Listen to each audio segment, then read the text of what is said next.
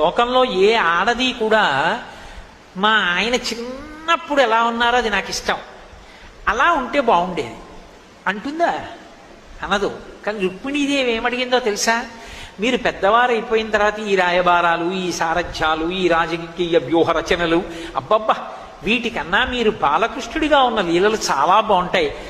మీరు పెద్దవారిగా ఇంట్లో తిరుగుతున్నప్పుడు ఉన్న తృప్తి కన్నా బాలకృష్ణుడిగా ఒక్క మూర్తి చేయించి తెచ్చి నాకు పెట్టండి, చూసి సంతోషిస్తానంది. అంటే అసలు ఆ బాలకృష్ణ లీలలు ఎంత గొప్పవో చూడండి.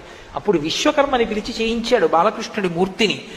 ఆ మూర్తే ఒకానొకప్పుడు విదేశీయులు ఓడలో తీసుకెళ్లిపోతున్నారు, చందనపు దుంగలో పెట్టి తీసుకెళ్లిపోతుంటే బ్రహ్మాండమైన వర్షం వచ్చి ఓడ ఊగిపోతుంది. ఓడ ఊగిపోతున్న సమయంలోనే మధ్వాచార్యుల వారు ఒడ్డున వెళ్ళిపోతున్నారు.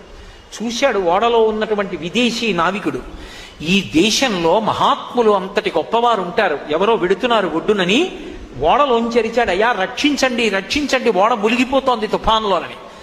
విన్నారు మధ్వాచార్యుల వారు. ఉత్తరీయం తీసి ఒక్కసారి ఇలా ఊపారు, అంతే తుఫాన్ ఆగిపోయి ఓడ నిలబడింది. ఆయన ఒడ్డుకి ఈత కొట్టుకుంటూ వచ్చి నా ఓడలోకి వచ్చి మీకు కావలసింది తీసుకోండి అన్నాడు. నాకేం కావాలి, నాకేం అక్కర్లేదన్నాడు. ఏదో ఒకటి ఒక్కసారి రండి నా ఓడకన్నాడు. వెళ్ళారు. ఆయనకు ఆ చందనపు దొంగ చూడగానే అర్థమైంది ఇందులో కృష్ణుడు ఉన్నాడు.